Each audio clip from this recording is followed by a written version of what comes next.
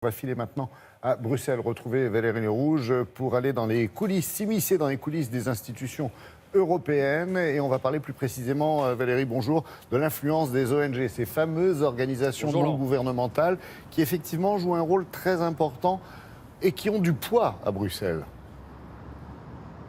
Oui, bonjour Laurent, bonjour à tous. Effectivement, les ONG sont très actives ici. Elles tentent d'influencer les décisions prises à la Commission européenne et au Parlement. Alors, il y en a dans tous les secteurs dont l'Union européenne a la charge. Beaucoup dans l'environnement, dans la sécurité alimentaire, dans l'énergie, dans la fiscalité.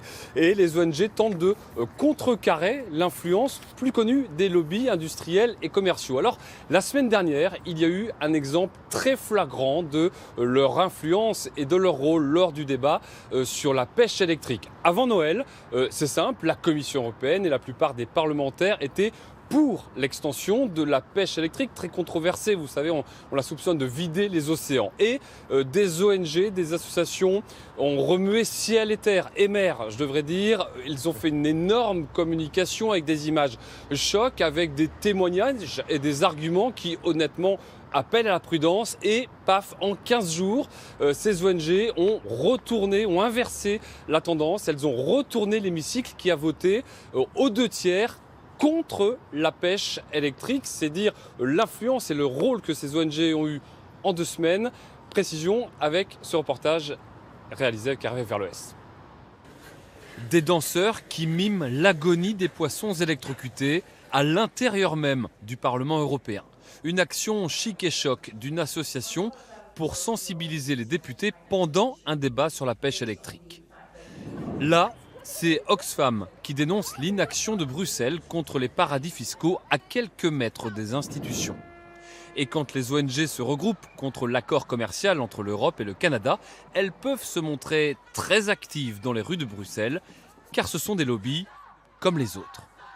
Je dirais même que les ONG ont des méthodes encore plus, invasives dans notre Parlement, parce qu'elles sont beaucoup mieux considérées d'une manière générale que les autres lobbyistes, que sont par exemple les grandes entreprises, les grandes industries, etc.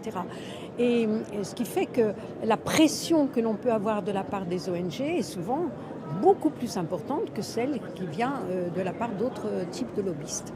Les ONG ont pourtant beaucoup moins de moyens que les lobbies commerciaux. On estime qu'il y a près de 3000 salariés d'ONG basés à Bruxelles sur 30 000 lobbyistes. Et ils s'appuient donc sur l'opinion publique quand les lobbies privés visent les décideurs.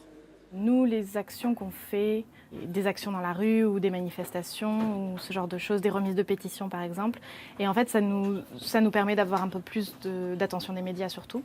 Ces ONG vivent de dons et d'argent public. La Commission européenne les subventionne même largement, comme pour se prouver que les citoyens sont bien représentés dans les débats bruxellois. Oui, alors Valérie, vous l'avez dit, beaucoup de subventions, mais sur quels critères sont-elles accordées d'ailleurs ? Alors oui, beaucoup de subventions, 2 300 000 € par exemple pour l'ONG dont on parle dans le sujet, là, les Amis de la Terre, c'est la moitié de leur budget. Une autre association, Femmes en Europe pour un avenir commun, 1 700 000 € ou encore 700 000 € pour Finance Watch, une ONG qui est contre les problèmes de fiscalité, de transparence dans le milieu financier. Alors tout ça est assez clair, il y a des appels à projets dans différents secteurs, tout ça est très transparent. C'est le prix à payer quand même pour nourrir les débats et pour avoir différentes expertises pour éclairer les décideurs qui ne peuvent pas tout connaître, surtout ici à Bruxelles. Merci beaucoup Valérie et bonne journée à vous et à vos équipes à Bruxelles.